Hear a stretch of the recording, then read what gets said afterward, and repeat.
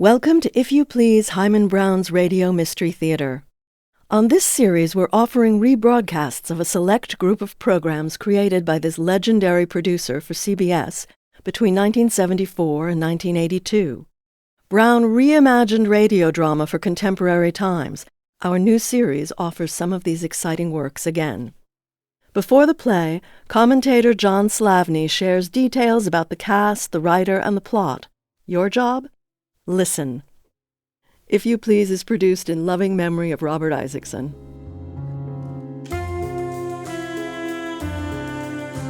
Hi everyone, I'm John Slavny, here offering up a tale first broadcast on January 10, 1974, the tightly wound suspense thriller No Hiding Place. Fate has something in store for rising corporate executive Charles Powell.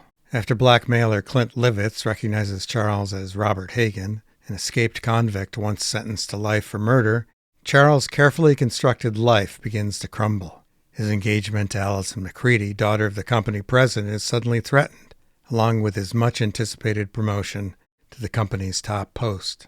Larry Haines stars in the lead role of the escaped murderer, and few actors play the slowly materializing desperation of the American male more convincingly than Haines.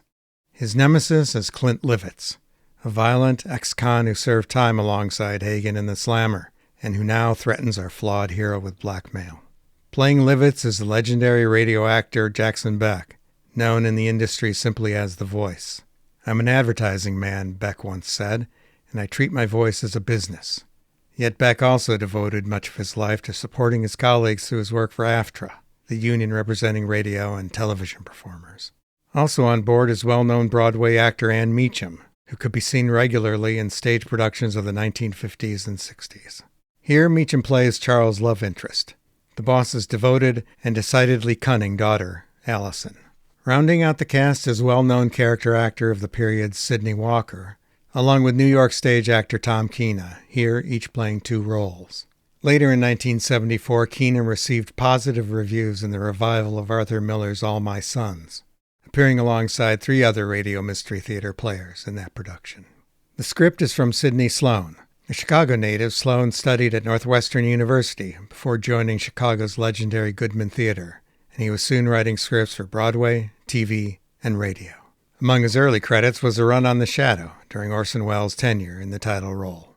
This then sets the stage for this smart and riveting radio noir story, recorded on November 19, 1973. Enjoy.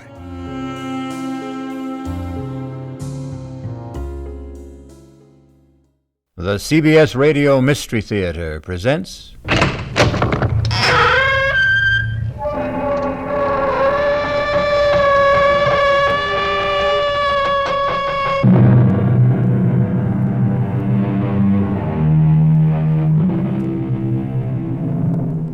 Come in. Welcome. I am E.G. Marshall. Welcome to the world of terrifying imagination. Our story deals with fate. Some call it luck. Whatever it is, it works in the strangest ways to reward us or defeat us. Fate walked into Charles Powell's life in the person of Clint Livets. Now look, Clint, or whatever your name is, I don't like you, and I don't like your insinuations. Now, if you don't get out of my office and leave these premises immediately, I'll have you put out. You must be putting on an act, Mr. Charles Powell. Maybe this'll jolt your memory. 3541063. What? Yeah. I thought that would do it, Charlie. I thought that might help you remember.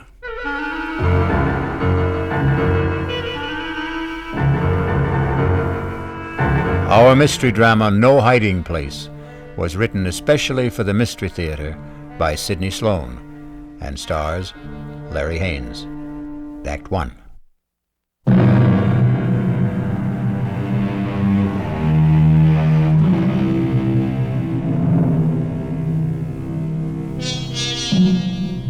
Everything looked right to Charles Powell that crisp September morning when he walked into his executive office at the J.P. McCready Company. And why shouldn't it? Charlie Powell was a big shot there. At 37, executive vice president of one of the largest manufacturers of heavy construction equipment in the country. And he had done it all in less than 12 years. It was a real-life Horatio Alger story, even to his being engaged to J.P. McCready's daughter, Alison. How could anything go wrong? But it did, the moment he walked into his private office. Yes, Elsie. There's someone to see you. Appointment? No, sir, but he says that you'll see him. Mr. Powell? Mm-hmm. Maybe I'd better come in and explain. Yes, all right, come in. Sorry if I sounded strange, but really, Mr. Powell, that man is kind of frightening. Frightening? Well, he just sits there and grins at me. I told him you didn't see people without an appointment. He said, oh, he'll see me. Just tell him it's an old friend, Clint. Do you know anybody by that name? Clint? No, it doesn't ring a bell. All right, send him in. I'll get rid of him. Okay. Don't say I didn't warn you. Mr. Powell will see you. Nice of you to see me, Mr. Powell. Well, I try to see everybody, Mr. Just Clint. I don't think you ever knew me by anything but Clint. You must remember, Mr. Powell. Well, I'm sorry, but I don't... Come on, give it a try. Give it a good try. Now, look here, I'm busy, and I have neither the time nor the patience. You must be putting on an act, Mr. Charles Powell. Or maybe this will jolt your memory. 3541063. What? Yeah. I thought that would do it, Charlie. I thought that might help you remember.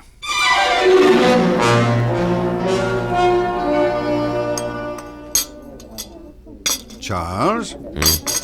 Oh, I'm sorry, Mr. McCready. I guess I was daydreaming. Something bothering you, young man? Oh, no. I hope not. Here I take you to the best French restaurant in town. You pick at your food, gaze into space, send your dinner away hardly touched. Oh, did I send all that good food back without eating it? You did?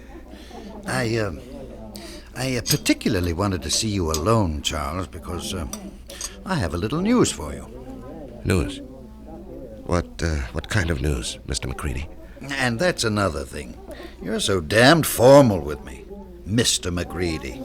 Do you realize that in exactly 5 weeks you're going to be one of the family? Yes, of course I realize. How could I overlook it when Alison keeps reminding me regularly? Very well, then.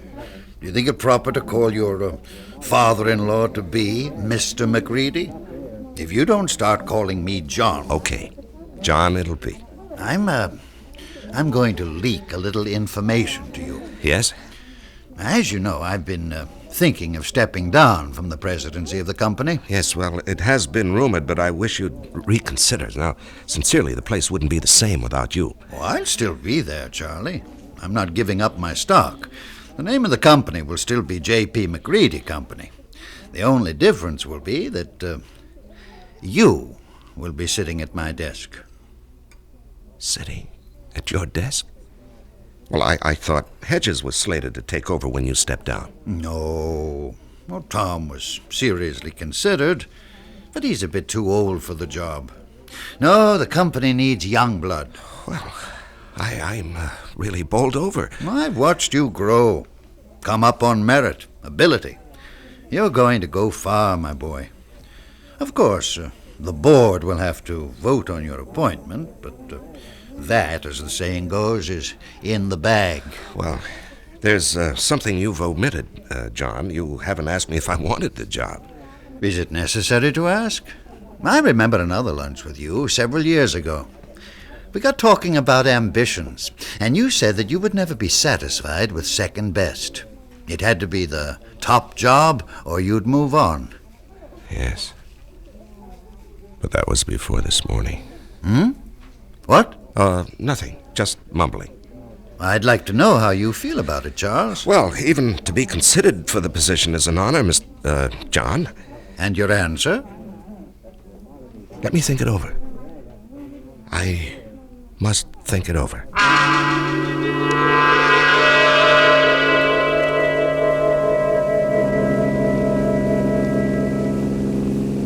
Trying to collect your life insurance, Charles? What? The way you're driving. Are you out to get me, yourself, or both of us? Oh, I'm sorry, dear. I guess I didn't realize how fast I was going. This car has more power than it needs. More than I need. I'm sorry. At least it gave us a topic for conversation. What did?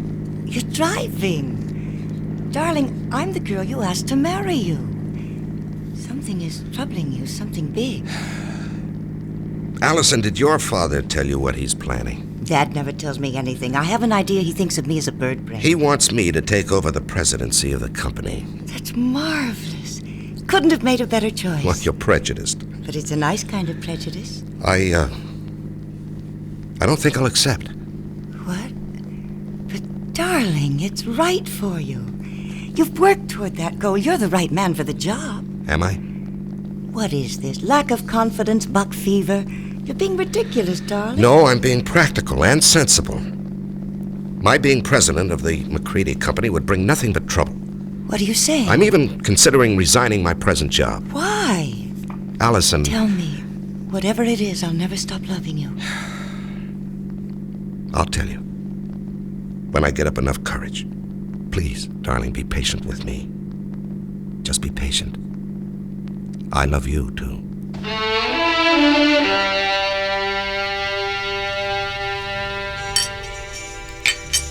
So you finally got here. Thought you were going to forget our appointment. You didn't really think that, Clint. Oh, I knew you'd come. You wouldn't dare not to come. Sit. You got it with you? Yes, I've got it. In small bills. 5s, 10s, as specified. Let's have it. Here. In a pretty manila envelope, too. Nice and neat. Thanks. Now, look, I don't know how much longer I can do this. You'll do it as long as I say. And if I run out of money? You'll just have to scrounge around and find more. Well, I'm thinking of quitting my job. You wouldn't want to do that, Charlie. Well, suppose it gets too much for me and I say, go ahead, spill what you know. No, you wouldn't do that. You're going to marry a very rich girl. A couple of extra yards ain't going to change your manner of living. Even a couple extra grand. How long are you going to suck my blood? I don't like the way you put that, Charlie. I'd rather you'd think of it like it was sort of sharing the wealth. You got the bread. I got nothing. This way, we both got something. I got a nice living, and you got your freedom.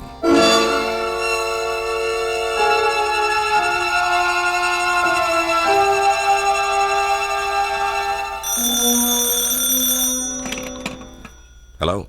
Charles? Oh, yes, Mr. yes, John. Sorry to bother you at this hour. You wanted to sleep, were you? At 10:15, no. The reason I'm calling... Yes. Is something bothering you, my boy? Well, I've had some things on my mind lately. I'm sorry it was so noticeable. Well, it occurred to me that a young man gets a bit absent-minded as the day of his wedding approaches. Perhaps a bit frightened. No, it isn't that, J.P. Oh, excuse me, John. Someone's at my door. Hold on. Just a moment. Forgive me for coming here. Shh. I've got your father on the phone. Come in, darling. Hello, John. It was just the porter with a package. What were you saying? Oh, nothing really. I'm just concerned. Whatever's troubling you can be taken care of. I'm backing you all the way. Well, I appreciate your feelings, J.P., but there really is no cause for concern. I'll snap out of this in a day or so. Good. It's reassuring to hear you say that. Now, forgive me for disturbing you. No, I wasn't disturbed. Thanks for calling. Good night. Good night, J.P. Even Dad notices that something is wrong. Yeah. I haven't seen you in 3 days. You trying to tell me something? All I want to tell you is that I love you very much. From a distance? I called you at your office twice this afternoon. Alison, I can't keep this from you. I thought I could, but every day, every hour, it grows bigger. Until now, it feels as though it's going to engulf me. And you, our life, everything that has meaning for me. Darling. No, hear me out. And then if you want to go out that door quietly, I won't say anything more, and you can forget that you've ever known me. And loved you? Are you trying to say you don't want to marry me? That you've stopped loving me? Darling, it's because I love you that I'm going to tell you. I considered keeping the whole matter from you, writing out the trouble and probably overcoming it. Darling, how little you know me. No matter what the trouble is, I want to be with you. If you want me. Alison, I'm a fraud. What? I'm not Charles Powell. It's a name I assumed to hide my real identity. Want me to go on? Yes, darling. Go on. At the age of 22, I was charged and convicted of murder and sent to San Quentin for life. I was innocent. Evidence, circumstantial evidence. Court-appointed attorney who didn't know what to do or didn't care. A weak effort to appeal, which was refused, and there I was, at 22, in prison for life. Chance of a parole only after serving 20 years. I'd be old, all my young life confined in prison. So, when I had a chance to get out... You escaped. And ran for 2 years. Do you know what it means to be hunted? You can't get a job, you have no place to live, you can't ever sleep for fear someone will see you and turn you in. Oh, darling. I was ready to give myself up when I suddenly discovered that it wasn't necessary to run any longer. I picked up a 2-week-old newspaper and read a report of my death. What? Yes, a man had been burned to death in a flophouse fire. The only thing he had on him was something that I had kept, my only possession, a locket belonging to my mother. It had a picture of her taken when she married my father. And it had been stolen from me as I lay asleep in a freight car. I guess the thief thought it was gold. It was just cheap gold plate. And the man was identified as you? My mother and father's names were inscribed on the back. The man was so badly burned that the locket was the only thing that could possibly identify him. And after 2 years of hunting, the authorities were glad to close the file on Robert Hagan. Robert Hagan? Sounds so strange. The name doesn't fit you. Well, it sounds strange to me, too, now.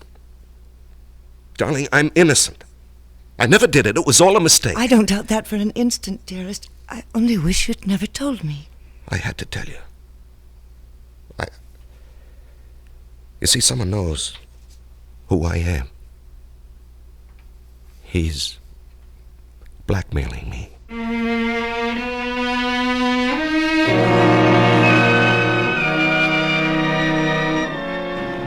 When you're being blackmailed, you don't have many alternatives. Charles Powell's whole life, his future, the happiness of the woman he loves, all hang by a very thin, flimsy thread. I'll be back shortly with Act 2. Like what you're hearing so far? Are you curious about the history behind radio programs just like this one and the dramatic genius who created them? In the 9-part award-winning documentary Audio Maverick, we explore the golden age of radio through the life of Himan Brown. You'll hear the history of radio come to life as we travel from the birth of audio drama to the programs that brought millions of families into their living rooms every night. Audio Maverick is available anywhere you get your podcasts.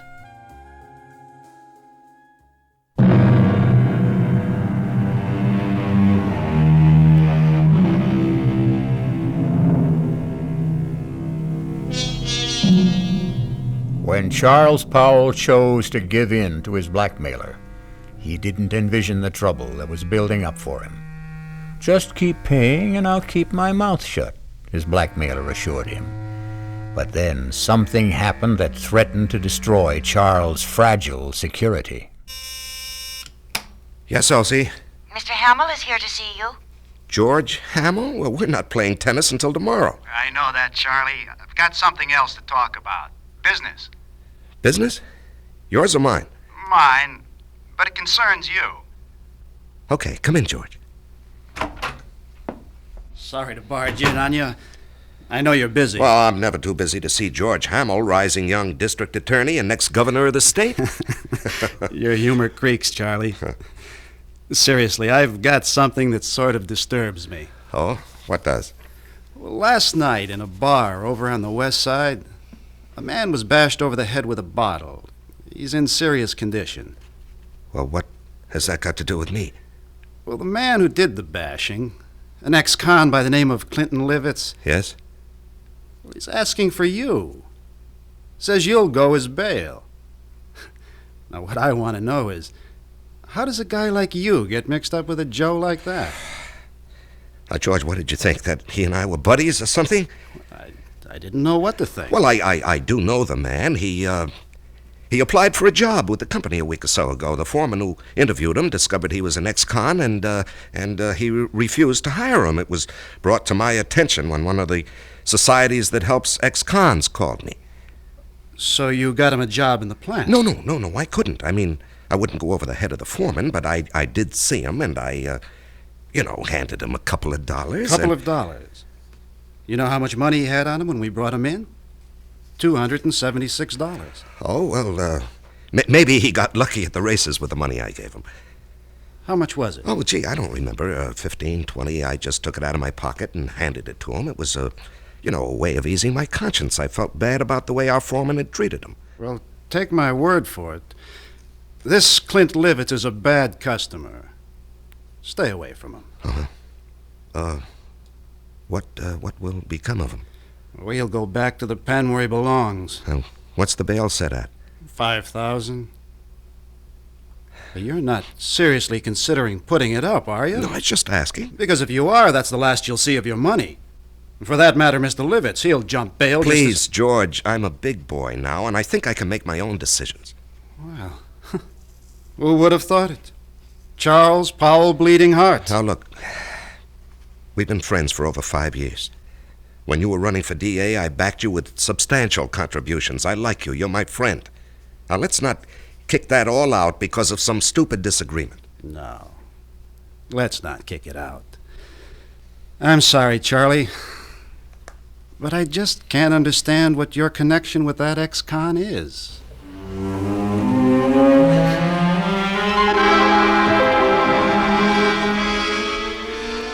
Now, Mr. Powell, I hope you'll understand. I accept Clinton Livets' case with strong reservations. Yes, I understand, Mr. As Hargrave. an attorney, how shall I put it? You don't like your client. Exactly. However, I shall do my best to get him off, or at least get him a light sentence. I'm extremely pessimistic about Mr. Livets even showing up for trial. Yes. George Hamill also said he expected that Livets would jump his bail. And you would forfeit $5,000. Yes, I know. That doesn't disturb you? No, I don't believe he'll run. I see. You want to speak with him? He's been released. He's waiting in the other office. Not particularly. He says he wants to see you. Oh. Well, in that case, yes, I'll see him. Send Mr. Livets in. I'll leave you alone. If you need me, I'll be in the other office. Now, come in, Mr. Livets. Mr. Powell will speak to you. Thanks. I'll be back when you call. Just flip the switch on the intercom. Yes, I will. You sure know how to complicate things, Clint. Story of my life. Do you realize you could go up for 1 to 5 years for what you've done? No, it couldn't happen. What do you mean it couldn't happen? Because you wouldn't let it happen, Charlie. Look, even with the best lawyer defending you, he can't guarantee he'll win the case. You won't let me go to prison, Charlie. I'm doing my best for you, but... No buts.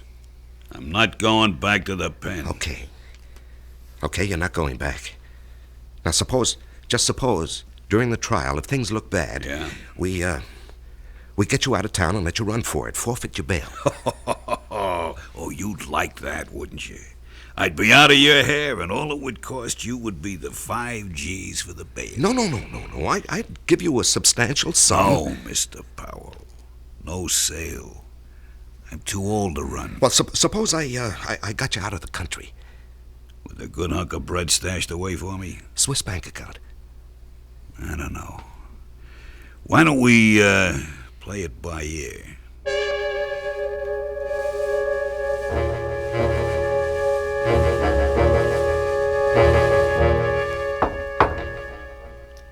Come in. You wanted to see me, JP? Yes. Can you spare a minute? Yeah, sure. I've heard it on the grapevine that you were... How shall I put it? That you were aiding some ex-convict in trouble with the police. That true? Yes, it's true, John, and I think I know what kind of grapes grow on that grapevine. All right. Now, George Hamill Oh, that damn busybody. Why can't he stick to his job and... Now, George is a friend.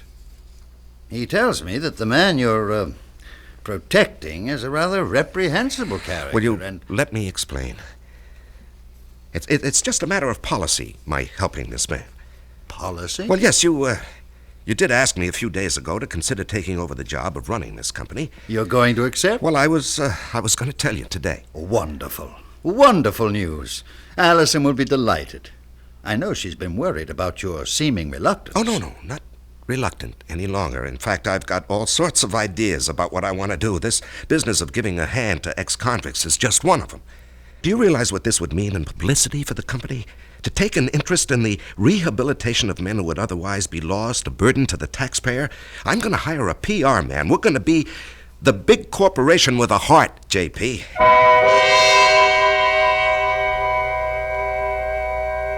Lies. Lies, lies, and more lies. How can I keep all these phony stories straight, Alison? It's like a long, dark tunnel with no ending. It will end, and it will all turn out all right. Don't lose your courage. Now I love you and need you. We'll worry this out together. You know what I've considered. What? Going to the authorities and saying, look, I'm Robert Hagan, the man you think died 13 years ago. No, darling, they'd throw you back into prison. Well, I'd hire the best lawyers. No, Charles, don't. Please don't take such a chance. What would I do without you? Darling, I don't know how much longer I can stand this pressure. I've got to do something to free myself. Why not give him a lot of money and ask him to go away? Promise to stay away forever. In Hargrave's office, I suggested that he jump bail and get out of the country. What did he say? Well, when I mentioned a big sum, I didn't exactly say how much, a Swiss bank account. He was interested. Did he say he would accept? Well, we were interrupted, and he didn't say definitely. Offer him anything. Just get him to go. Well, how would I get a large sum of money together? I have some small investments, a fair bank account, but what he might want would be beyond me. You forget you're marrying a very rich girl. Oh, no, I wouldn't think of that. Don't give me that male ego business. I've got money. Dad was nice enough to give me a big hunk when I was 21. Now, look, Alison. With all my earthly goods, I thee endow. We're not married yet. You're not going to back out now, not after I've endowed you with all my earthly... Or is it worldly goods? You are the nuttiest woman I've ever known. See, I've got you laughing. Darling, all our troubles are going to evaporate, vanish. No. It won't work, Alison. It'll never work. But you said... No. Clint Livets will never stick to any bargain. He'll want more and he'll want more. He'll never be satisfied. If we got him out of the country... What's to keep him from coming back when he's broke or even threatening us from abroad? I gave him $1,000 in cash only a few days ago. When he was picked up in the bar, he had only about $270-some left. In a matter of 2 days, he'd squandered over $700. But if he were made to understand that the sum agreed on was all he was going to get... Can't I make you understand? We're not dealing with a rational, honest man. He'll agree to anything. And then when his money runs out or he decides he wants more, he'll be right back. What can you do? There are only 2 things one can do about a blackmailer. Keep on paying and paying forever. And the other? And the other?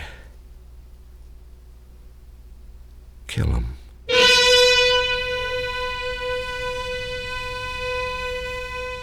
Just 2 ways to deal with a blackmailer. Charles now must face his conscience. The thought that has been in the hidden recesses of his mind has been spoken aloud. We will be back shortly with Act 3. Like what you're hearing so far? Are you curious about the history behind radio programs just like this one and the dramatic genius who created them? In the 9-part award-winning documentary Audio Maverick, we explore the golden age of radio through the life of Himan Brown. You'll hear the history of radio come to life as we travel from the birth of audio drama to the programs that brought millions of families into their living rooms every night. Audio Maverick is available anywhere you get your podcasts.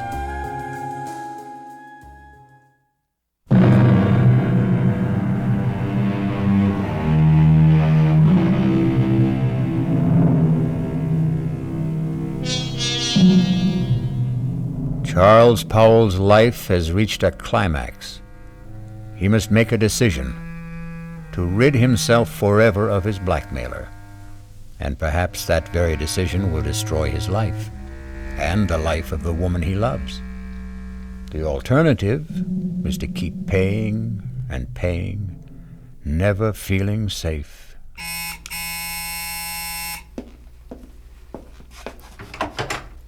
Oh, Alison, I was, You were expecting him, weren't you? Yes. I gathered as much when I called you at the office this afternoon. Aren't you going to ask me in? Yeah, come in. You were so evasive. Well, he, wanted to see me this evening. He, wants more money. And you're going to give it to him? Well, I haven't many choices, have I? You mentioned one. No, Alison, I'm sorry I let that slip out. I didn't mean it. I couldn't go through with that if I wanted to. I could. What? Honey, you don't know what you're saying. I know very well what I'm saying. How long do you think you can keep this business hidden? Well, I don't know. Maybe forever. Look, he's not a young man. All those years in prison, the kind of life he's led. How many years do you think he has left? He could die tomorrow. He could do something tomorrow that would expose the whole game, and then where would we be? No, Charles, I love you. I want us to marry and live a good, peaceful life. How can we with all that hanging over us? Oh, Alison, darling, you don't really know what you're suggesting. Look, maybe if we could get him to leave the country. You said there were only two ways to deal with a blackmailer. To keep paying? No, to murder him is unthinkable. George Hamill asked me to stop by at his office this afternoon. Why? He's not stupid. The story you gave my father about helping ex-convicts as a public relations stunt didn't wash with him. He wanted to know what I know. Well, he was just fishing. The best way would be to make it look like an accident. Alison, we can't... Hear me out. A car accident. How? If I cracked up with Clint in the car, I might be the one who gets it. And what guarantee do we have that he would die? No, you can't be in the same car. If he were in another car and you were following him, and if you raced ahead of him and cut him off and forced him to crash off the road. Oh, if. It's too iffy. It's so impossible. It's so dreamlike. It was a dream. Last night I dreamt you were in a car with me. We saw Clint up ahead of us.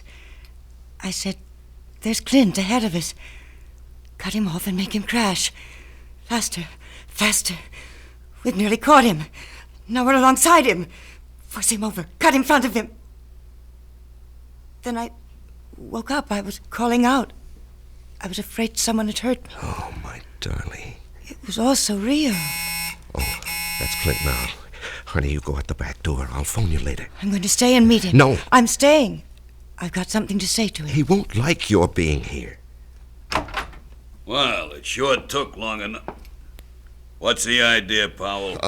This is my fiancée, Alison McCready. What's she doing here? Will you come in and stop being childish? I ain't saying a thing. You got nothing on me.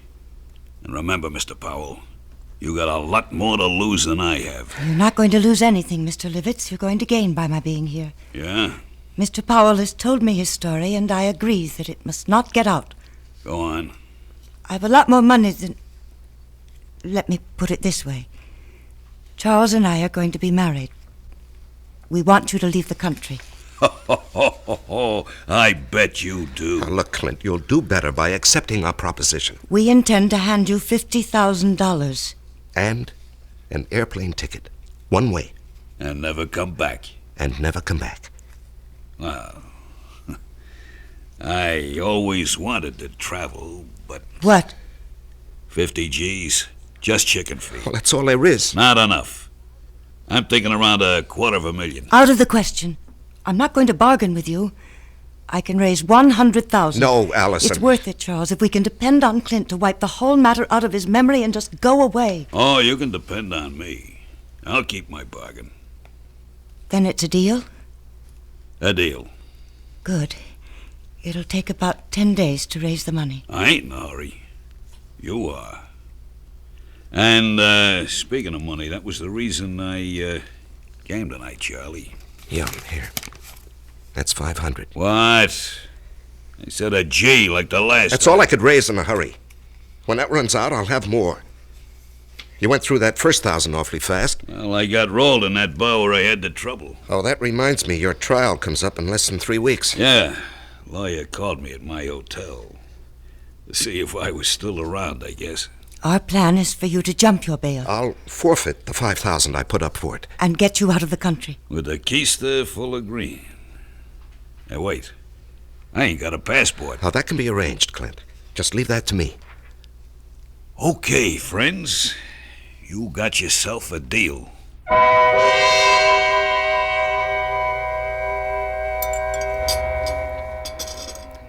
Say, Charlie. You're going to put this meal on your expense account, I hope. Too rich for your blood, George? Too rich for my pocketbook. That's JP's favorite French restaurant. Oh, yeah. Nice to have wealthy, high-paid executives for friends. I'm a simple man. I like simple things. And I like simple answers. Meaning? How long are you going to cling to that cockamamie story about your helping ex-cons rehabilitate themselves? Oh, it's the McCoy, George. That guy got something on you, Charles? Pardon, monsieur, the telephone for you. Oh, yes, thank you. Where is it? It is here, monsieur. I will plug it in for you. Thank you. Just like the movies. Yeah. Hello? Charles? Oh, yes, Alison. I know George Hamill's with you, else he told me you were lunching with him.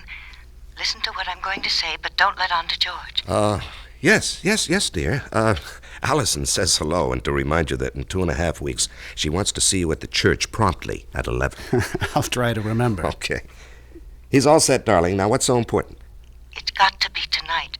I'll have the house all to myself. Why is the color scheme so important? The housekeeper and her husband are going into town to see their 15-year-old son in the high school play. Well, I don't see that that's such a problem. Choose whatever color will make the bridesmaids happy. Rent a car and let Clint take it to drive out and be here promptly at 9. Do not come together. You come out in your own car, but first report it broken down. Have it picked up tomorrow morning. You'll bring it back after it's all over. Understand? We did not see each other. You couldn't get here because your car was out of order. Oh, yes, I follow, dear, I follow. I'm not sure I agree. I have a .22 target pistol. I know how to use it.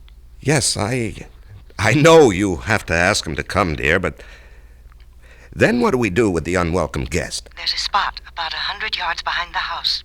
We get him out there in a wheelbarrow. There's a hole, an old cesspool. We drop him in, quicklime. Gardener's got several bags. But, suppose the gardener wants to supply some flowers for He's been her. gone over a year, fired. We didn't hire one after that. As soon as it's all over, we'll take the rental car and dump it over the edge of the road near town. You know that bad place where there's no shoulder on the road and only a flimsy guardrail? Mm-hmm. Yes, I know. We dump the car there, let it smash up. If it catches fire, so much the better. Then you take me back to the house and rush back to the city. Report the rental car stolen. You've been in your apartment all evening. Understand? Yes, the color scheme suits me fine, dear. You sure have it all planned. No baubles, no slip-ups. All planned. Yes, I'll be in my office till late tonight, 9 at least, if you want to reach me. Good. That was for George's ears, wasn't it? Yes, that's correct, Alison. Now look, I have a report to get out. If you've completed your instructions, I'll get back to my lunch with George. Goodbye, dear. Wow. That's only the beginning, Charlie. Wait till she gets you signed on the dotted line.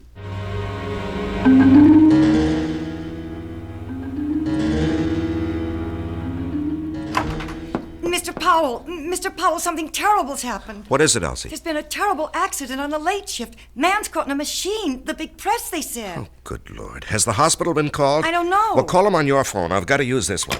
Yes, sir. I'll call. And then call down to the plant and tell them I'm coming down. If it's what I think it is, the machine will have to be partially dismantled. Yes, sir.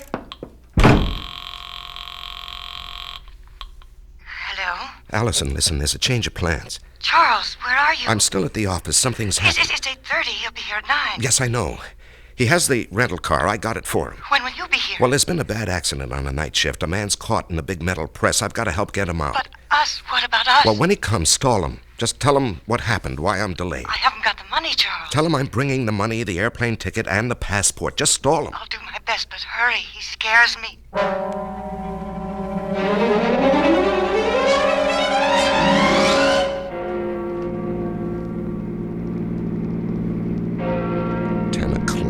An hour late. I hope he's still there.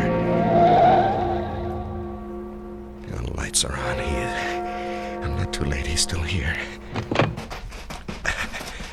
He's still here. Alison! Alison! Open up! Clint! Clint, don't leave! Clint, wait! Will you wait? I'm here! Clint!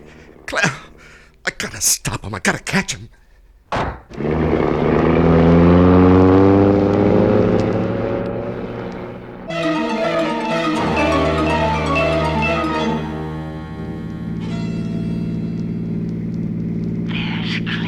Ahead of us. Cut him off and make him crash. Make him crash. Cut him off. Faster. We've nearly got him. You're alongside him. Clint. Clint, will you stop? I'll run you off the road. Force him over. Force him over. You've cut him off. You've done it. Crashed and burning. Let him burn.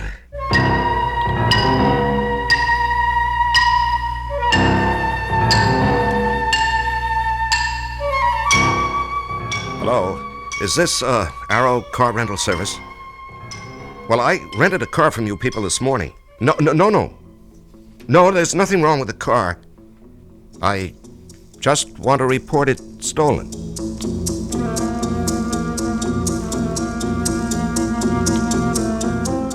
The City Foreign Car Service? Look, I asked for my car to be picked up in my driveway. It's still here, and I called, or rather, my secretary called at 10 this morning. My name is Charles Powel.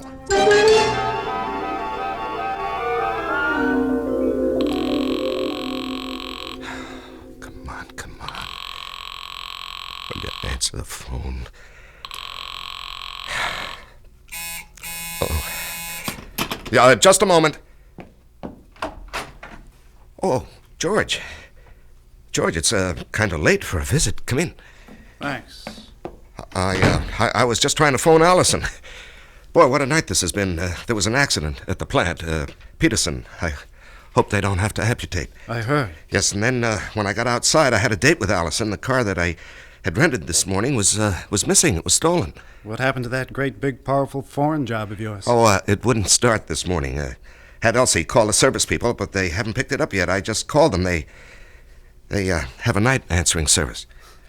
You've had a busy evening. Yeah, very. Well, I think I can clear up one of your puzzles, Charlie. Your rental car was found with a thief in it. You, caught him? Dead. Burned to a cinder. Oh. Must have been going at a terrific speed. Tire marks on the road as he went off.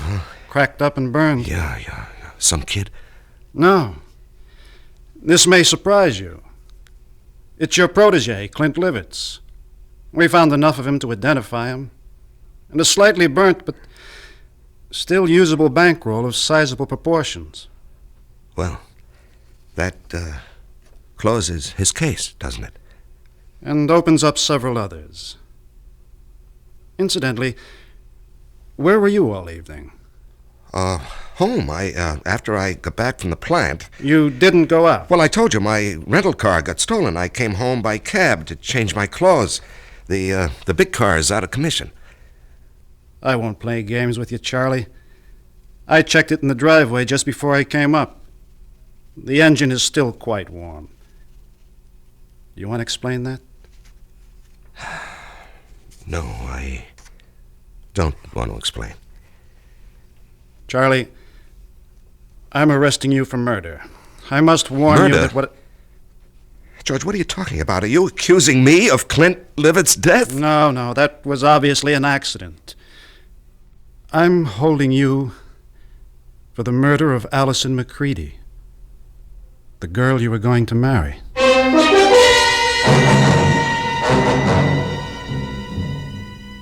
And in conclusion, ladies and gentlemen of the jury, the evidence is conclusive. Charles killed his lovely fiancée because she discovered his real identity, an escaped convict, a killer sentenced to life for another murder. The testimony of the housekeeper, Mrs. Francis, cannot be doubted. She did not leave the house, as he thought. She saw him run from the house, jump into his car, and race away. And then she discovered the body of Alison McCready, shot through the head.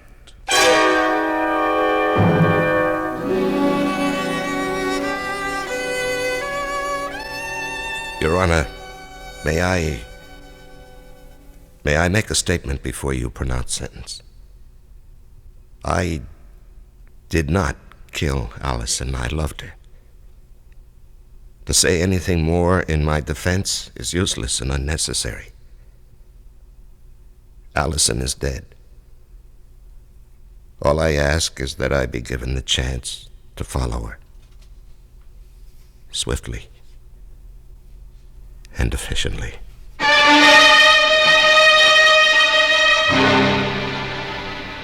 And so a man is twice accused of murder and twice sentenced for the crime.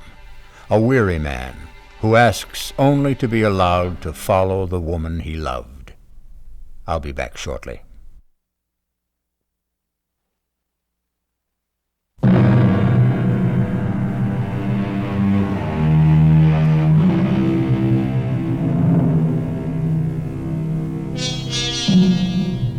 And there we have it, Charles Powell's joust with fate.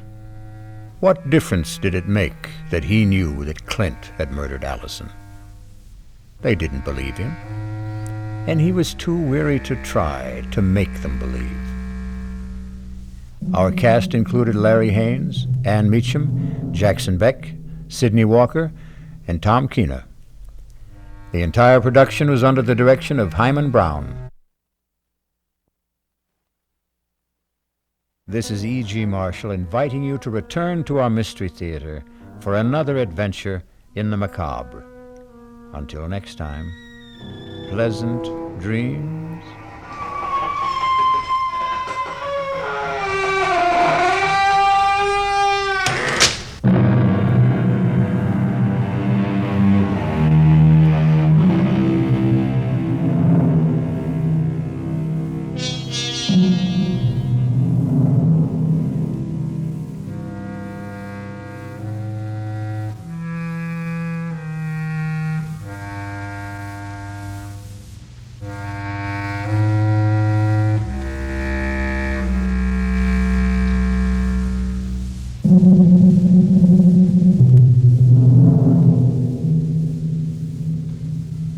If You Please, Himan Brown's Radio Mystery Theater is produced and directed by Sarah Montague. Our executive producers are Melina Brown and Sarah Montague. CUNYTV's executive director is Chiki Cartagena. The director of production is Susan Iger. The associate producer is Corinne Wallace, and our audio production intern is Sophia Cedeno. Margot Avery is the voice of the series' introduction and credits. The program commentaries are by John Slavny. Our technical team at CUNYTV includes senior audio engineer Richard Kim and broadcast audio engineers Jackie Mitchell and Kevin Wolfe. Our staff photographer is Laura Fuchs. Our archivists are David Rice and Katrina Schlosser. Our closed caption coordinator is Amy Monty. The If You Please program mix engineer is Lisa Goslin Vincent. Tink Media handles our publicity and marketing. Our director of social media is Karen A. Brown in collaboration with Stardust Blue PR. If You Please, Himan Brown's Radio Mystery Theater is a production of CUNYTV. If you enjoyed the show and are curious about the history of these radio programs, listen to Audio Maverick. In this award-winning 9-part documentary, we explore the golden age of radio through the life of dramatic genius Himan Brown, and then explore the work of contemporary audio dramatists who are part of his legacy. Audio Maverick is available anywhere you get your podcasts.